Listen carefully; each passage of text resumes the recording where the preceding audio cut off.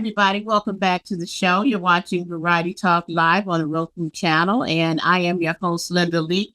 And as we continue on with our special segment, again, this show is all about African American men, this particular show, but we will delve into the African American female and their voting habits, behaviors, and the whys and why nots as to why our youth is and is not voting. And I'm honored to bring someone back on who actually joined us right there at the beginning of the pandemic, where we were in the midst of the George Floyd protest. And this gentleman is someone who just miraculously, and I probably make it sound effortless, but I'm sure he works very hard at gathering people for protest. And at that time, he was able to bring thousands of people together. And we discussed the efforts that he did with the protesting for George Floyd. During that time, we also were able to discuss voting and voting habits of the youth. So I thought it would be great to bring him back on 3 years later as we are entering this new presidential season, voting season, and to see what he has to say with us today. So without further ado, I'd like to introduce a gentleman on who not only is an activist and a minister, but he also has his own cleaning business, as well as some other wonderful things that he's doing, and we'll let him tell us all about it. So without further ado, I'd like to welcome Minister Stretch Sanders to the show. Welcome to the show, Minister Stretch. Greetings. Thank you for having me on. Super excited to be back, and just grateful to be here. Well, thank you. I'm grateful to be here, to have you here, because everyone, the viewing audience may not know how special you really are. But I certainly know that when that whole situation began to blow up and become very, very media savvy, for lack of better words, there were a few activists that were being the names were swimming around the internet, and yours happened to swim around an awful lot. And that's how I first actually got a chance to recognize you and who you were. And then I found out you were a homeboy from Chicago, so that just meant everything. Right. But, I knew that you, along with a few others, people listened to. And then after having you on the show and finding out exactly who you are and what you do, it was just pretty amazing to find out your ability to lead so many people in many things that you do, not just with the protest, but as a minister as well. So we're going to just take a minute and let everyone see a clip that we actually had in our last show back in probably 2020. So let's take a minute real quick and let the audience see who you are. Mighty new era. I got you, man. Serving the people. Hi, everybody. Welcome back to the show. You're watching Variety Talk Live. I'm your host, Linda Leak, and we're very happy to bring on the second half someone who joined us back in 2020, right at the beginning of the pandemic. This gentleman is an activist, an organizer, a minister. He's involved in entertainment, and he just does so much that I'm very, very proud to welcome him back to the show. We're extremely interested in speaking to him today as we are discussing voting, because we spoke briefly during his last visit, and he had a lot to say. So without further ado, we'd like to bring back Minister Stretch Sanders. Minister Sanders, welcome back to the show. Thank you, Ms. Linda, for having me on. Peace and love to you guys. Thank you. It's good to be back. Listen, I just wanted to, first of all, welcome you back and let you know how proud we are of you, because I bragged on how young you were and how much you had done during our last show. And it was just incredible to see the work that you've done, to be able to organize thousands of people, not only for the George Floyd protest, but for so many others. And in addition to that, you, as I mentioned before we got started, you've accumulated a family. You have 2 children. You've done, I'm sure you've either written a book or you've done some creative things that I can't wait to talk about. but most of all, you organize people. You run a church, you run a home, you run a family, you have a wife, kids, and you're busy. So just tell us a little bit about yourself. Yeah, so name is Minister Stretch Sanders. I'm a 29-year-old minister, activist, author. I've been married for 5 years. I have two small children. I have a 3-year-old, a 1-year-old, both girls. I am an associate minister at Greater Evergreen Missionary Baptist Church. My pastor is Dr. Walter T. Smith III. I'm also the president of the Stretch for Change Foundation, as well as the president of Community Crusaders. I'm a member of Phi Beta Sigma Fraternity Incorporated, as well as the Most Worshipful Prince Hall Grand Lodge of Nevada, a free and accepted Mason. So I'm very involved. Also hold membership in NAACP and so on and so forth. So I just have a true heart for community. I believe that if we're going to be organized, we must be members of progressive organizations that are working for the liberation, peace, and justice of our people. So when you and I first met, I'm still young now, but I was younger. I was 25, 24. And that passion started when I was 19. So I'd already been seasoned for about 4 or 5 years at that time. And so now I feel like an old head because community service is like dog years. So when you do it for 10 years, it's like 20 because we work nonstop around the clock. So, even though I have a family now, it hasn't necessarily slowed me down. It's just, made me more intentional with my time management. Since I've last was on the show, I'm no longer a member of New Era Las Vegas. I did resign 2 years ago as a member as well as the president. But the new president, her name is Karina Graham. She's the person that I personally elected as president to take my place. She's doing a phenomenal job leading New Era Las Vegas. They are still around doing wonderful work in the community, and I support where I can. So that's the update on New Era. But I just, nothing has changed. I still have the same heart for people. Now I'm just more intentional to make sure that I'm also doing things for myself. As activists, we have a tendency of always looking out for others, taking care of others, putting out fires. And before you know it, now you're 40, 50, and you've helped the community, but did you finish any books? Did you go to college? Did you start a business? What did you do for yourself, right? You put on protest, you've done all those things that the community can read, but what did you do as a person and you can be proud of? So my focus now in this season of my life is I'm back in school, completing a degree in African American history. And so I'm about 3 semesters away from getting that degree. And once I get that, I plan to find my way in somebody's college or university as a lecturer, and eventually I'll become a professor teaching African American history.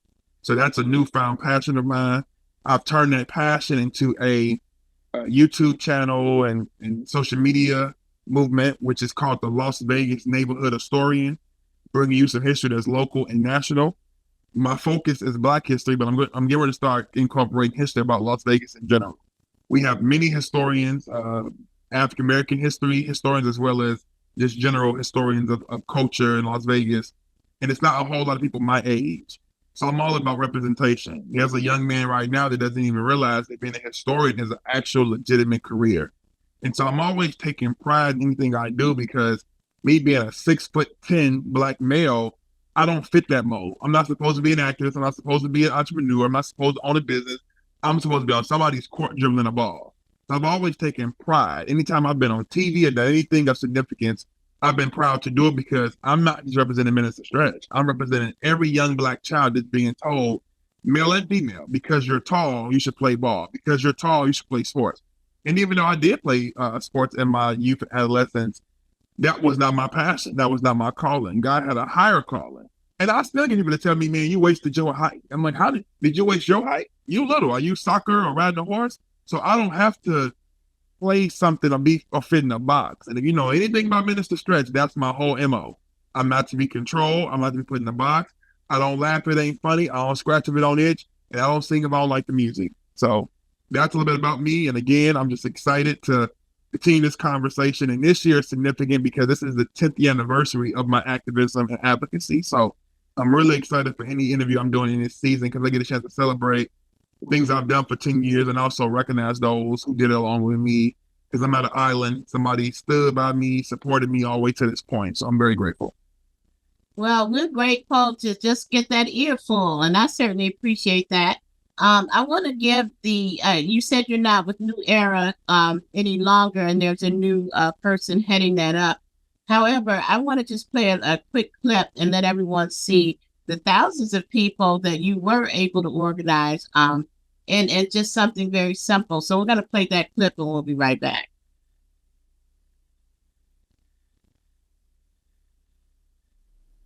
Now, I wanted to show everyone that, just to give them an idea that how quickly you can organize people, how quickly you react to situations. As a 27 year, you said 27 now, right? 29 now. 29, so you're almost 30. And when we spoke to you, you were probably around 26, I guess, 26, 27. And so we're really interested in speaking to you now because as a leader of so many people, as an organizer, as an activist, you have had the honor of being able to know how the people around you think, what's on their minds, why they do what they do. So in a way, you're somewhat of a sociologist because you are a people person.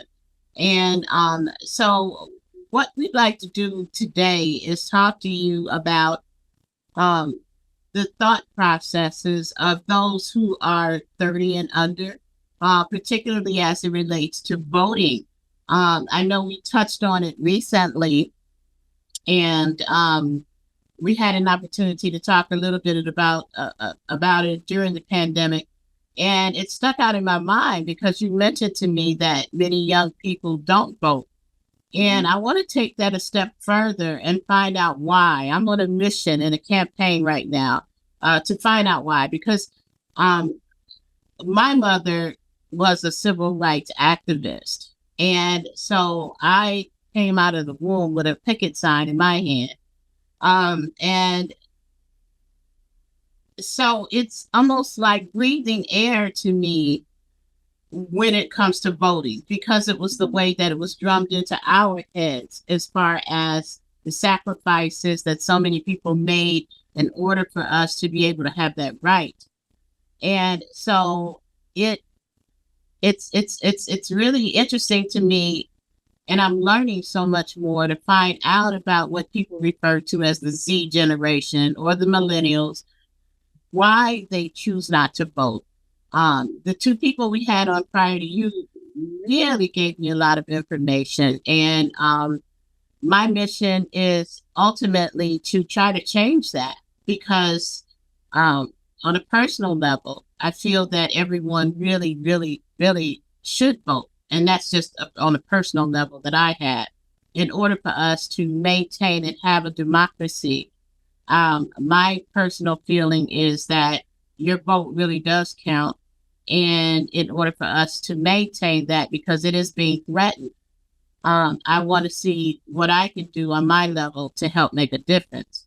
So with that being said, why is the Z generation not voting or not caring to vote? Why are the millennials feeling a little apathetic about voting? Why is that?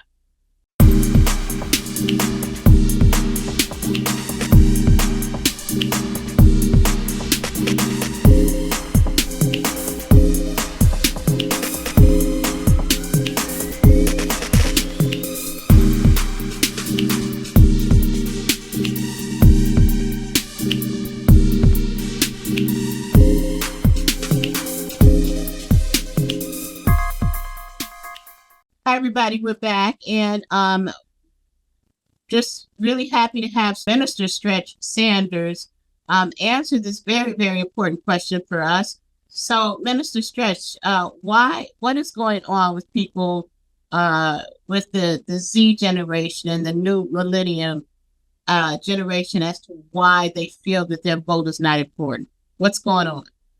That's a very great, powerful question. I think that it's all about relatability. If I take a picture of me and 7 other individuals, we take a selfie, the first person you're going to look for in that picture is yourself. If you're looking down and your mouth's open and you don't like how you look, we got to take a picture over. What we're seeing is in politics, the young folks don't see themselves in the picture. So on the political selfie, they're looking at themselves, and if they do see themselves, they don't like what they see. They don't like the way they may be talked about. You know, there's young people that always negative things that come in that political picture. They don't feel they can relate. They don't feel connected. Me being somebody that I was in my early days as an activist, I was 100% against voting. But it wasn't because of voting. It wasn't because it's not important. It wasn't because our ancestors didn't put the work in and things of that nature. It was because the way that it was being told to me was, if you want to make change, vote. We vote, and then we hear change as something tangible. So we don't see overnight success. We're saying this is not working. And I had to understand and break it down to my understanding and say, you know what, voting is not the end all be all. Voting is a tool. Like activism is not the end all be all. Protesting is a tool. I don't protest for every little thing. I protest when there's a severe need to protest.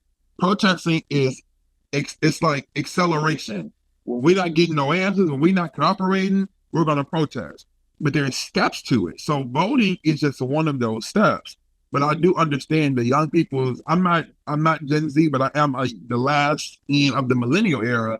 And I can understand from millennials, which is 81 to 1997, I understand why a lot of millennials are like, I'm not voting either. Because again, they don't feel their issues are being addressed. But my encouragement to these millennials and Gen Z is understand this. You can put it on the politicians all day long. My question is, what are you going to do? Because we like to criticize and say, I'm not going to vote. Okay, so what are you going to do? Because to say you're not going to vote is heavy. So that's a heavy statement. So what are you going to do that can be, not say equivalent, but it can be a significant contribution to say, well, hey, I'm not voting, but this is what I'm doing. My encouragement is that we all should vote, but we need to vote for candidates that we believe speak in the best interest. There are times when you have to vote for a candidate that may not be the ideal candidate, but they may be a strategy that we can put them in that position to get things to change. So America is more faster to put a progressive white politician in that seat than a radical black person. The black person that's pro-black, that's talking about reparations, they're not getting elected because the system, white power is not going to fund black power. But they won't elect a white person that's maybe just as passionate, but because they're white, they're more digestible to the public eye or things of that nature. So when you do see black politicians at high places, they're typically a specific type of black person that you see in those positions because they need somebody that's not going to be too aggressive because you have to appeal to the greater community. And the community is not just all black. So, and I just want to clarify that because you're really on to it. So what you're saying is that the young generation feels as if whatever is being voted upon or whatever the platform is has really not much to do with them, and therefore they don't see a change or feel that a change will affect them in their lives. That's number one. Number two, they feel that the choices that are being made for president or for office are not the people who would be conducive to recognizing what they need for change. Is that what you're saying? Correct. Okay. You have right now in Las Vegas alone, you have about 3,000 18-year-olds that just graduated high school. The question becomes, how many campaigns have spent time at these high schools to get these 3,000 18-year-olds to have a conversation with them about their issues and what matters to them? They're not mature enough to understand the impact of reparations. They're not mature enough to understand the impact of unemployment or employment in general. They're 18 years old. They're not focused on that. They're going to go to college and work a job and get financial aid refunds. So, but there are issues that do impact them. There are issues that impact those who are of that age demographic.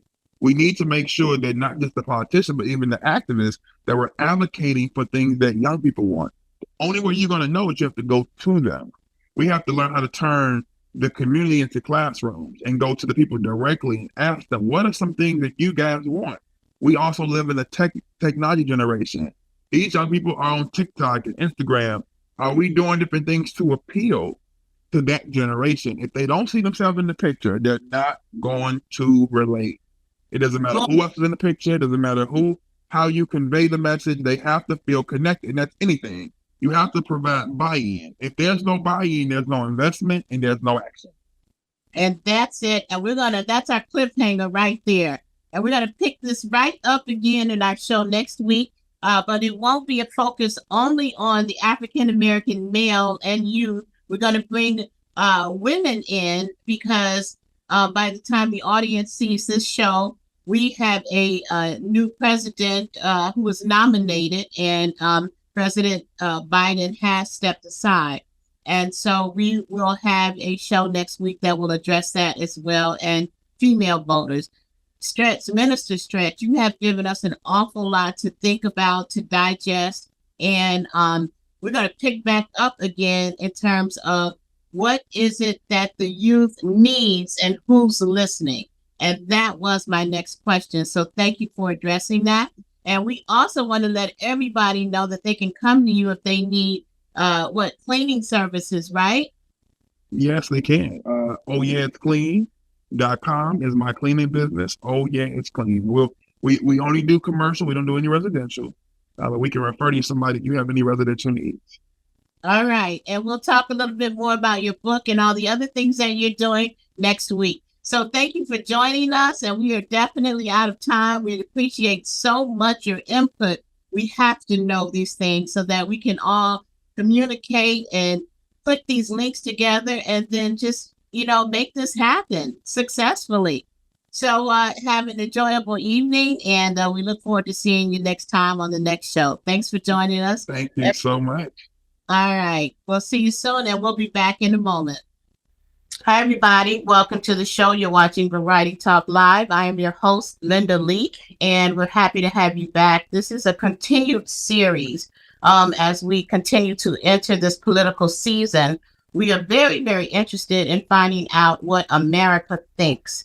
And so if you were with us last week, we actually had a few community members come out and join us, those who attended the rally of President Joe Biden right in Detroit, Michigan, the swing state. And we are focusing on the swing states because those votes are so delicate and so important. We want to find out what people are really thinking. So everybody sit back, relax, and we'll be back in a minute to talk to two additional people on the show who have opinions. We want to find out this time what are African American men thinking, simply because we heard that there is a concern about whether they vote or not. B, we want to find out why some men are actually swinging towards focusing 25% of African American men, the polls show, are focusing on voting for President Trump. And we want to, not President Trump, former President Trump. And so we'd like to find out what they're thinking. So we'll be back in a minute. You're watching Variety Talk Live. I'm your host, Linda Leak, and we'll see you in a second.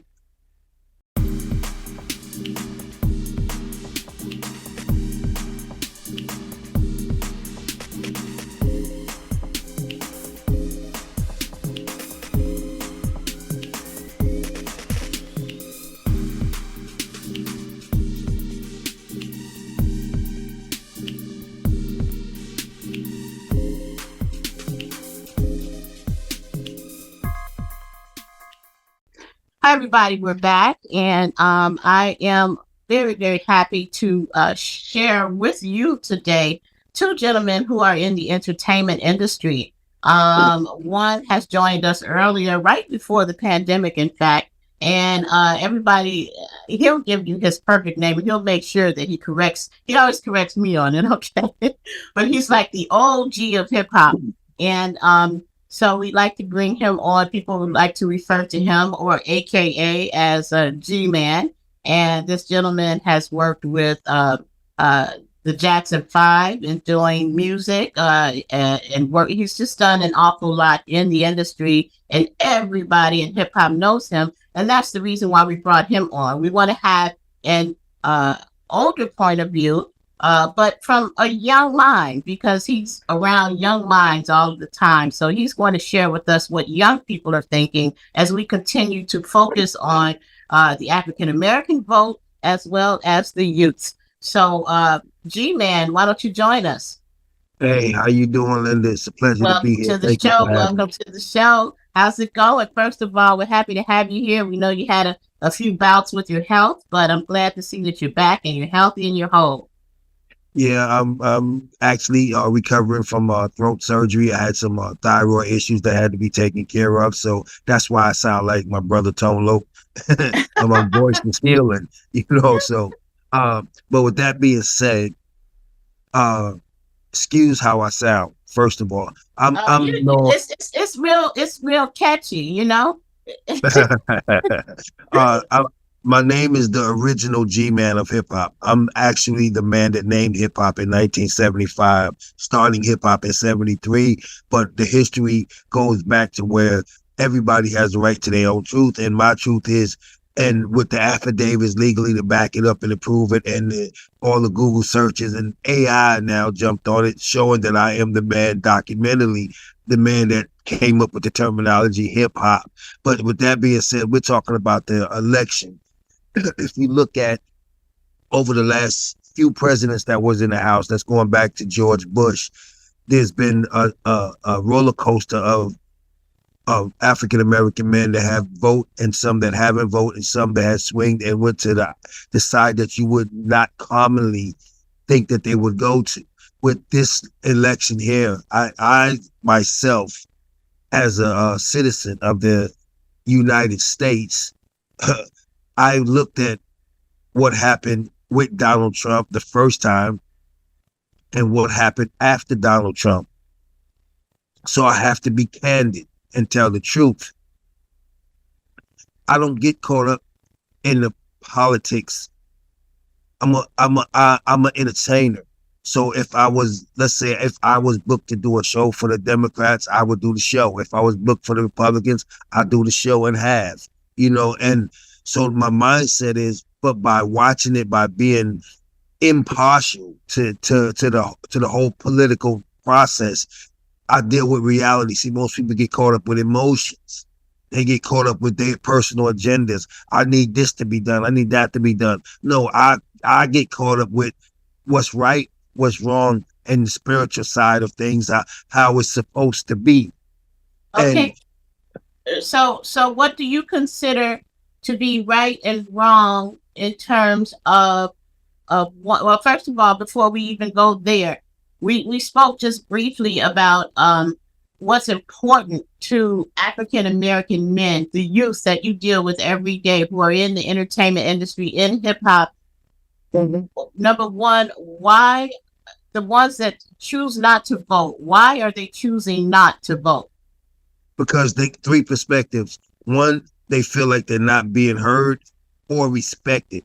Two, they feel that when they vote, that they vote really doesn't count because if the electoral college is the ones who choose, we elect, but they choose who they want to be president. And once you find that out, that comes off across to us as a lie because now our vote don't count because if we can vote for who we want and then someone else said that they put in the house who they want to be in the house, that's a problem to the young folks. They feel like their votes are a waste of time. And So set and excuse me for third of all, go ahead. want to clarify the fact that they feel that the electoral vote so, will supersede their vote to the point that they have no say so. Is that what you're Yeah, saying? exactly. Exactly. On a wide scale, even some people that don't speak about it feels because they talk about it behind the scenes. And me being tapped into this entertainment, especially this hip hop community, it's like that across the board. And the third thing is the fact that it seems as though that politics and the government tends to want to stop the African American men from creating residual income. And we're not talking about the negative stuff. We talking about the legitimate stuff. They find loopholes to stop to increase your taxes. They find ways to hurt you when you are an individual with your own mindset and you're not a follower. So that's what the young folks are telling me. That's what and I say, when I say young folks, that's 30 and under, 18 to 30. Those are the ones that we're talking about. Them are the young folks, and So and, and they feel that way. So would you say then that that may be the reason why some of them may swing towards Trump because they think that he would be able to handle that tax situation or their money situation better than what Biden has done in office? See, they understand the difference between being political and being a businessman. See, Trump is not a politician. He's becoming a politician, or have became a politician over the last couple of years because of all the stress that he's been under and going through. What they relate to him is because he's a businessman and he knows how to make a business deal that benefits all those involved. That's the difference between a politician. A politician talks a good game and they use manipulation to get what they want done. A businessman look at numbers and deal with what the numbers say and go from that perspective. Oh, G-Man, this is very, very, very insightful and helpful. Because on a personal level, I'm just floored about the fact that so many of what is considered the Z generation or the millennials seem to have a sort of apathy about voting. And this has been very, very helpful in terms of understanding why. So I'm going to quest to continue to, as we go through this season, to find out why not and how we can maybe clarify or correct or change or give more information and education regarding those particular concerns. And perhaps we can make a difference in getting more people out there in the polls to vote. And just on a personal level, I know, not even personal. It's a fact that former President Trump has had many failing business deals and owes a lot of money. But I think that a lot of people are not aware of that. They just see him as a businessman, but have no idea that President Biden actually brought the economy up. And I won't say percentages because I don't have them in front of me, but he actually brought the economy up out of a state of disaster during his term. And yet Donald Trump is known now for a lot of failed business deals with all of his properties and many things, including the issues that he's in court with or that he went to court with as well. So that's just kind of feedback for those who are younger who might be watching right now and have that impression that he's an impeccable businessman and yet there are some issues. I never said impeccable, but what I'm saying is on the road to success, if you don't understand failure, you can't appreciate success. There's not one person on the planet that haven't had failures that should have made them a better person. So when you talk about failed businesses, that you speak more about the Biden positivity on his business and his success, but he's done considerably less business deals than Donald Trump, considerably less. So therefore, the odds and percentages of failure are going to definitely be in the favor of Donald Trump failing because he's done more businesses. See now if you look at Biden, he's a politician, and I'm not knocking politicians. Politicians, let's do it like this: our educational system sucks. Our kids are failing at immense rates. They're failing, and they don't know why. The kids know why, but the parents don't know why. The politicians them are putting money in bombs and wars and not putting it in education. So that says something alone about politics. Now, when it comes to business, does it benefit me to have my constituents or the children in my city or in my country or my state graduating at a higher percentage so that they can give back to the community and pay back into the system? Yes, it do. But what's the agenda for why they won't do that? Why don't we have good food that's healthy? Why don't we have seeds in our vegetables and fruits? Stuff like that. Those are the questions that are not being asked. Why is pharmaceutical making more money than the teachers that's teaching our kids that are glorified babysitters now. So these are the questions that these young folks are intelligently asking. And we got to come up as old heads and OGs with the questions with the answers that make sense.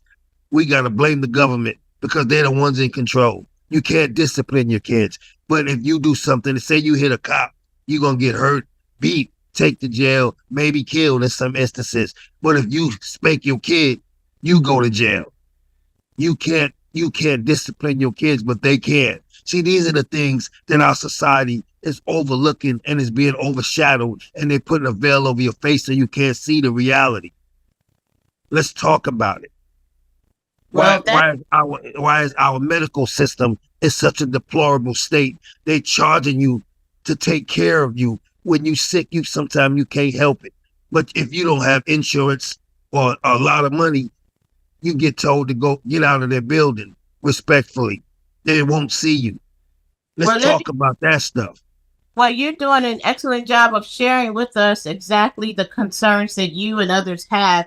And we are like almost out of time. So again, I just want to share with you some things that I don't know if they are familiar with reviewing Project 2025, which is something that Donald Trump says that he has nothing to do with, yet all of his staff has put together, which is their plan if he's elected to go into office and begin to implement these things. One of them, which is to almost abolish the educational system altogether.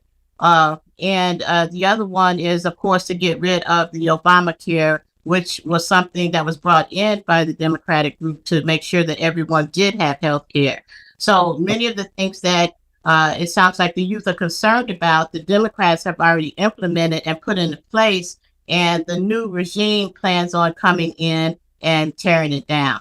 So I want to just make sure that we get your information in as far as everybody knowing what you're doing now, because you had a wonderful video, and we're going to try to get that up so they can see your video, and also something that the project that you're working on now, which is great. So let's talk about your song. You got about 60 seconds to talk about your song. I got a song that I'm gonna be releasing called "Be Where You Are." It features the legendary late Michael Jackson. I got a reggae song out now called "Hats Off," where we finally give props to the first responders and the police departments. Tends we only get a respect when they come to save our tail when we're in trouble, but we disrespect them because we follow what's considered the norm, the disrespect of authoritative figures. I got a movie out right now called "Mad as Hell" on Tubi, starring myself, the original G-Man of hip hop, and Michael Parham and Cinda Williams from Mo Better Blues. I got a new movie that I'm writing called Generational Curse. It teaches you about spiritual warfare. It teaches you about the generational curses that were set on our people and our forefathers from years ago, that we need to know how to pray it up off us. We need to know how to execute taking the chains that was on our ankles and now place it around our necks. We have to learn that that's still a form of slavery, and that's still a form of being in a situation when you in bondage. So with that being said, this is the original G-Man of hip hop, formerly of the Sugar Hill family, and Rob Bass and DJ Easy Rock. You know, I'm just blessed to be here. So that's G-Man. The G stands for, and G-Man stands for God. The dash between the G and the M stands for the bridge between God and man. And God bless you.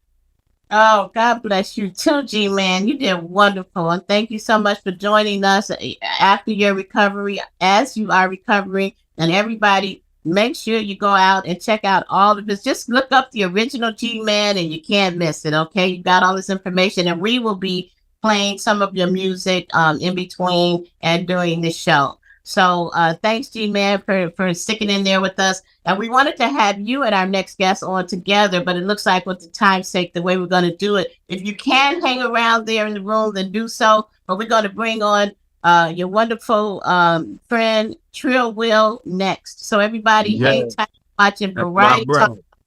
And I'm your host, Linda Lee. You've been sitting there with the original G-Man. We'll be back in hip hop. I told you he'll make I get it right. We'll be right Hi, everybody. We're back. Welcome back to the show. You're watching Variety Talk Live, and I am your host, Linda Leak. We are continuing our series, our political series, in terms of finding out what the African American vote is like. And in this particular segment, what are African American males thinking? The recent surveys have been showing that there has been an increasing need for with African American men going in the direction of Donald Trump. And I, for one, am very curious to find out why. So had an opportunity to speak with the original the original G-man of hip hop. I have to make sure I get that right. And he shared a few things with us, and he'll be back with us at the end of the show. So he's still on. We're also going to bring on another entertainer. We thought it may be a good idea to start with those who are in the entertainment industry.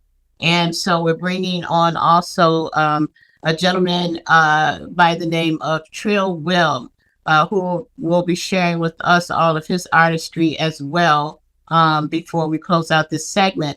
But before we do that, we'd also like to get an opportunity to find out exactly what his thoughts are and what's happening with him in regards to the political season. So without further ado, Trill Will, welcome to the show. Thank you for having me on this morning, Linda. Hey, you know what? I'm loving that. I started to wear my dress. We would have been matching and not even knowing it. I really started putting my dress on like that. We would have been like so cool. I'm telling you. Anyway, well, nice meeting you. Thank you for being up at this early hour or late hour, whatever you want to call it. But I just wanted to say thank you so much for sharing with us, because it's a personal thing for me, frankly, and I'm utilizing my platform to see how I can help in any way possible, because I know the story about my parents and my parents' parents who fought and were with others who bled so that we as African Americans could exercise our right to vote. And by the way, in fact, I understand that with this new project, 2025, there's a way, from speaking to one of the people at the rally, one of the Congress people at the rally, that we could actually, there's a possibility that our votes might even be in a position, the ability to vote could be taken away. I don't quote me on that. I don't know anything about that, and I would need to research it more, even to speak on it more. But my point is that a lot of people fought hard for us to exercise that right, and so I am on a mission to find out why the youth is not voting. And so G-Man did a wonderful job of sharing with us his thoughts, his feelings of what others are saying. What are your thoughts and feelings? Let's start first of all, just tell us a little bit about yourself. We're going to finish off at the end, but tell us, Trill Will, a little bit about yourself and you in the industry. Well, how are you doing? First of all, thank you for having me on this platform this morning. Grand rising to all my brothers and my ox out there. My name is Trill Will. You can look me up on Instagram, Trill Will Israel. That's TrillWillIsrael. I've been in the music industry basically my whole life. My dad, my father, God bless the dead, he was a manager and a songwriter. So I basically witnessed him manage a lot of groups, from the R&B aspect to the gospel to rock to hip hop. So I'm just very familiar, basically entrenched with music. I started playing the drums at 5. I got raised in a church environment, by force, not by choice. You know what I'm saying? Yeah. So basically, that's pretty much that. As far as my background, I started touring with Boosie and Webbie probably 2011.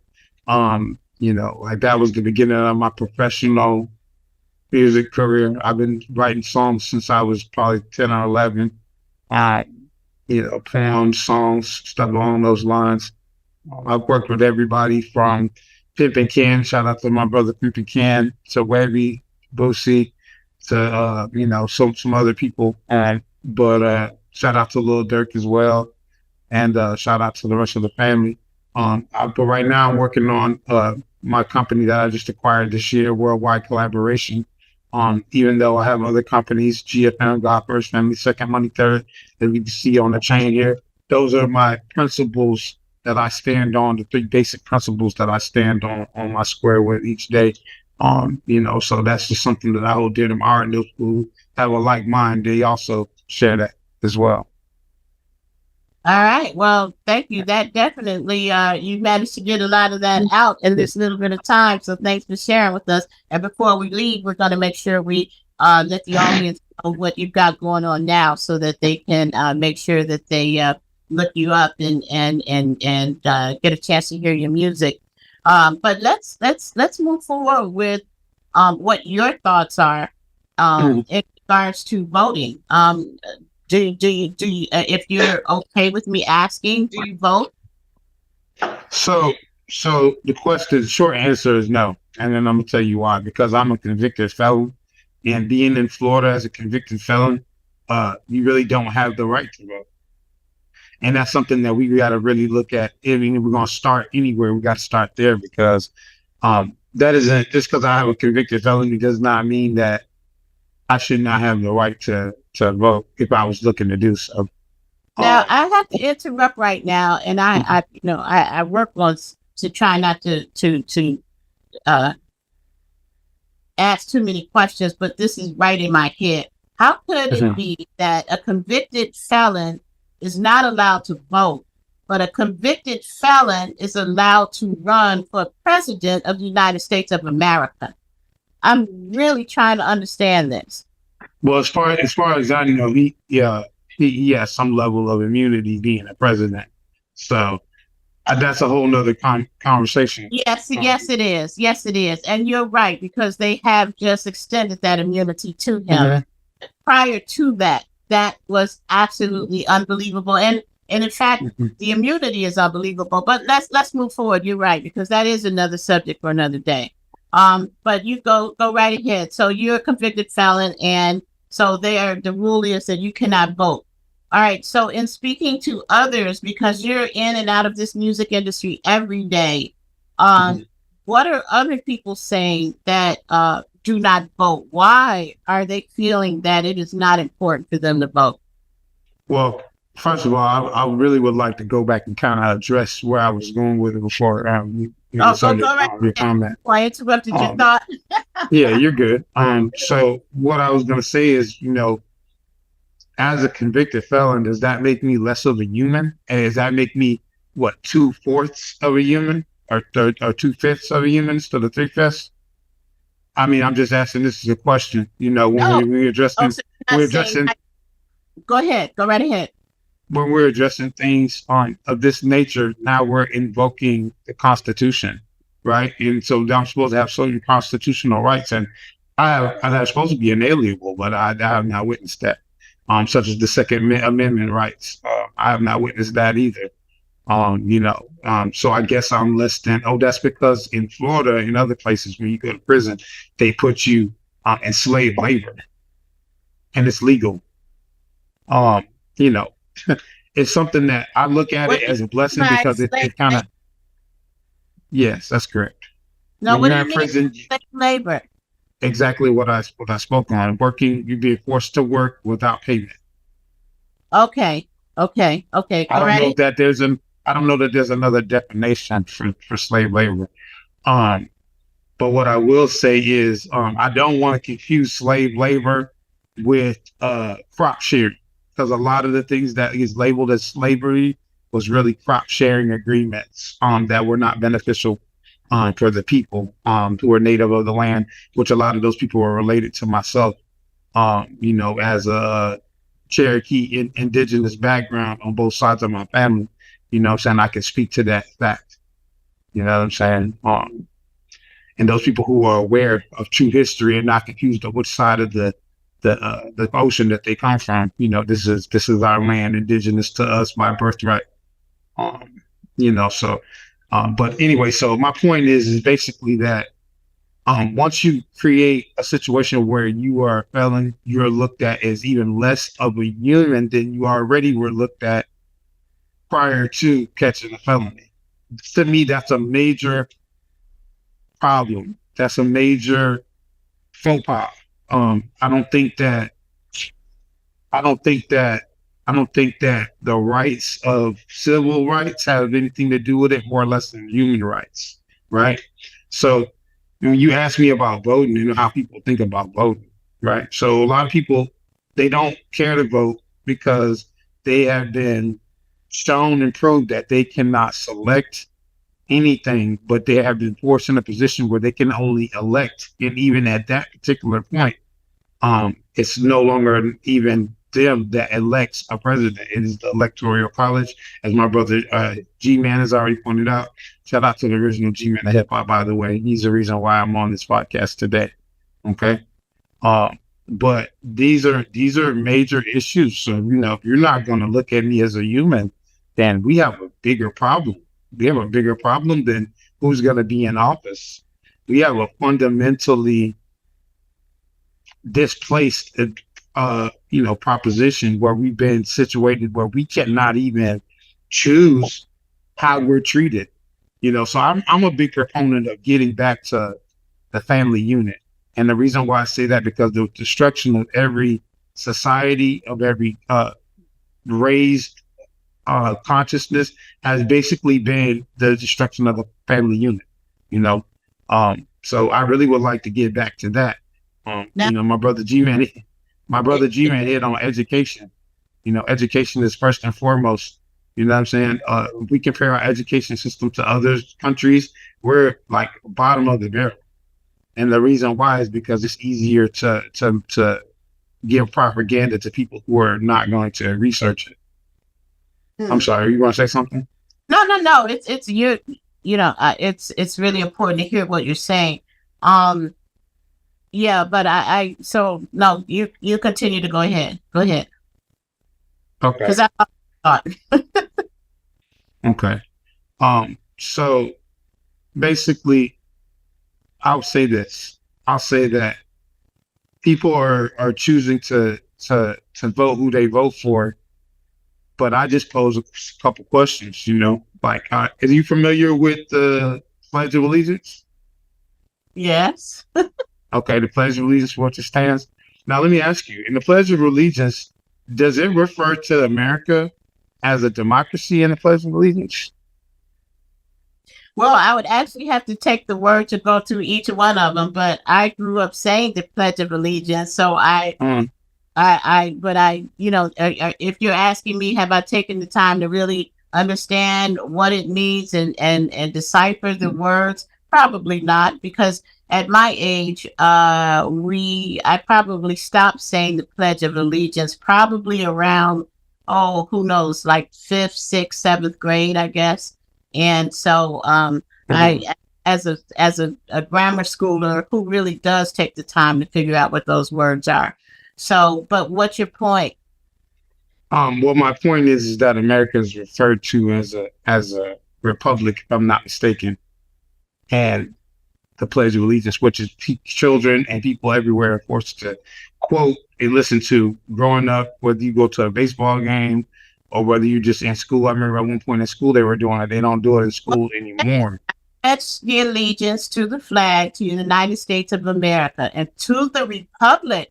Hold on, let me stop you there. But can you be both a democracy and a republic?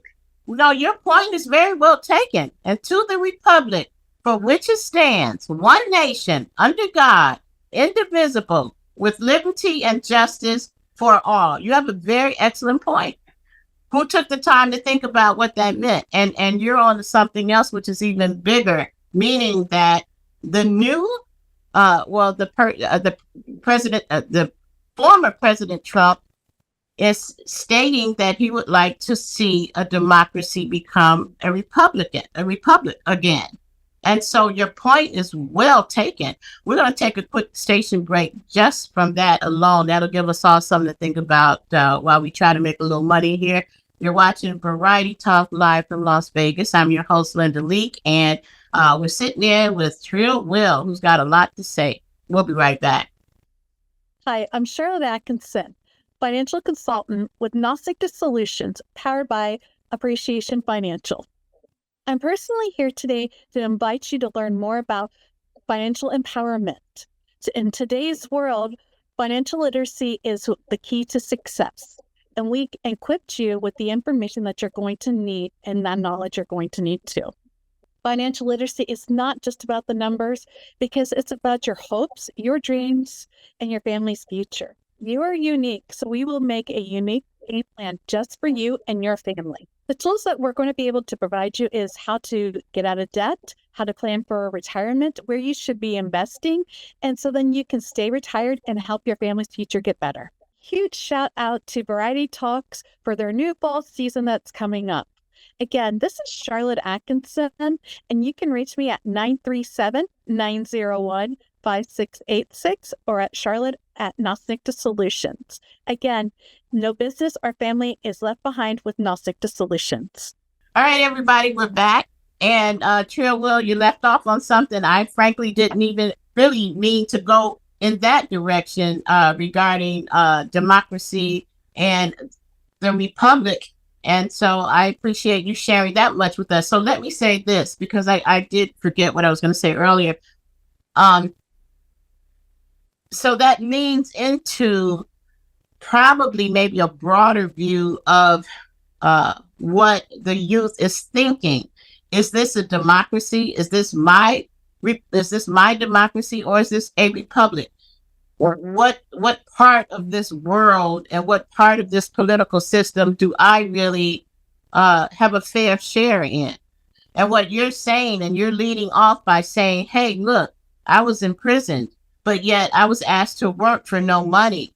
I was in prison, and yet you're telling me I can't vote.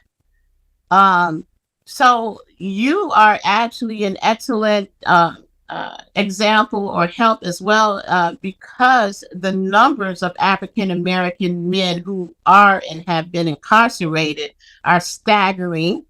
And so you represent a huge population of the African American vote or non-vote for that matter.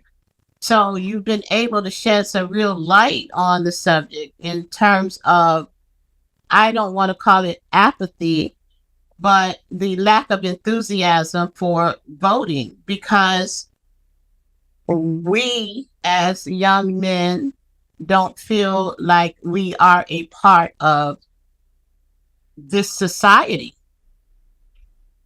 Am I on the right track with that? You're 100% on the right track. But it is deeper, but in essence, that is it. So it's very pains me because, you have people who are looking for, the quote unquote black vote, and then specifically the black male vote, right? So in business, when you sit at a boardroom, right, we discuss things such along the nature of, what is actually benefiting both parties. But from what I can see in my life experience, I have not seen where we as a people benefit from this process that gets labeled democracy, but clearly it is not, because we're only able to elect a president. Republic deals with who's ruling and who actually makes a decision. So does democracy, but being our country was founded upon a republic, and then later they chose to take the wording and the system of democracy, which is completely opposite. Because democracy suggests that the people decide what takes place as far as laws and statutes. We know that that's not true. And then we know that republic actually states that the actual infrastructure decides what's best for the people. And we even know that to an extent that also is under investigation, because the truth is that the people who are at our base that are making these decisions, are they really making the decisions? Or have they been influenced by some sort of lobbyist or some sort of future earnings that they've been promised, or some future ventures that they've been promised? And it's a real thing, just coming from that perspective, I have to wonder, have they ever had, when I say they, I mean the government structure. I like to break words down. So like even the word government, right? Let's take the word government. Government is an etymology, etymon. It comes from govern, which means to control, and ment, which is an abbreviation of a Greek and Latin word mens, which means mind, right? So the government itself means to control the mind. So my thing is that let us take back control of our own households, and then our cities and our states. Yes, we can elect certain people, within our secondary government, as far as like the local governments and stuff, and that's something that needs to be looked at. I urge the people to really take action in electing the proper officials on those categories, because those are the ones that are going to directly impact region by region our day-to-day lives and improve the quality of our lives. Focusing on a presidential election is kind of questionable, seen as though there's so many things that in polls that need to be corrected and fixed and filled. You know what I'm saying? So basically, I would like everybody to take a look at the House, and as far as not just the House of Representatives, but your actual house where you live at, where you govern your own house. And I think that we need to take our households back. And that's the step one. And the start of that is education. That's why I love what G-Man brought, because he pointed out the lack of education. And that's a major sticking point for me. Well, yeah, and for anybody. And thank God for that. And you hit on another major point about breaking up the root word govern and meant, and Yes, meaning control of the mind, because that's Yes, another show. That's another show. And so, you've really given us great education on your background and what is happening with you, but you as a representative of so many others and what their thoughts are. And I think I'm going to remember for a long time now the Pledge of Allegiance. So, and see it very differently, particularly as we are in a very, very, very critical state right now, where there's a concern about whether we're going to continue in a democratic way, or are we actually going to veer into a republic, which is what Donald Trump is wanting. So we've only got a few minutes left. We're going to bring G-Man back in here and let him join in on the three of us as well, and give you guys. Oh, but before we go, just tell us the name of two of your top songs that you would like for everybody to Google and look up and listen to. Okay, cool. There's a song that I got that's out right now. That's one of the promotionals that I sent you. Get Loose. It's a very fun song. It talks about grown people doing grown things and hanging out. It's a stepping song, something that you get fresh and step out to. You know what I'm saying? But also I have another song called Dope that's really cool, and that addresses some fundamental things with the way I live. You know what I'm saying? And I can only talk about that in that culture. Sure. But we're going to make sure we add that in and give everybody a little flavor of it during the show. G-Man, you have anything to say based on what Trill Will was saying? He like I said, he's very, very intellectually on top of his game.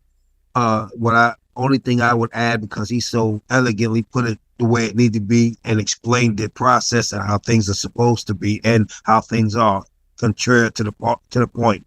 But my thing is the education thing versus the spending. We pay taxes for better education. We pay taxes for better housing and better living. Our tax dollars are going to wars that we have no control over, nor do we say we want to be a part of. You have no right to use our money to purchase bombs and missiles to go kill other people, when that's not what we are supposed to be about as a people, as a society, as humans. So I understand protection, self-protection and all that is important. But when certain presidents from different countries can come over here and they could guarantee they're going to leave with 50 to 60 billion dollars sometime, that is atrocity. When you can't spend $1 million or $1 billion in our educational system to help our kids properly be educated about who they are, where they came from, and where they should go, raising them up in the ways. That is something wrong with that picture. And then Okay, boom. And right there, I gotta stop you. Perfect closing. We have to go. We only have seconds left. I want to thank you both so very much for joining us and shedding some light on this subject. Very important. And I wish you both the best as we go forward in your music and all that you do. And I hope that you come back and join us again and continue to educate us because we need to know. So thank you again, both G-Man and Trill Will. And God Thank bless. you for having us on. Take care. I'm sorry, did you say something, Trill Will? No, I was going to say thank you for having us on. I appreciate it. Oh, you're welcome. Thank you for coming. And we'll look forward to seeing you both sometime soon just to catch up. Take care, everybody. You're watching Variety Talk Live. And I'm your host, Linda Leak. We'll see you again soon. Take care.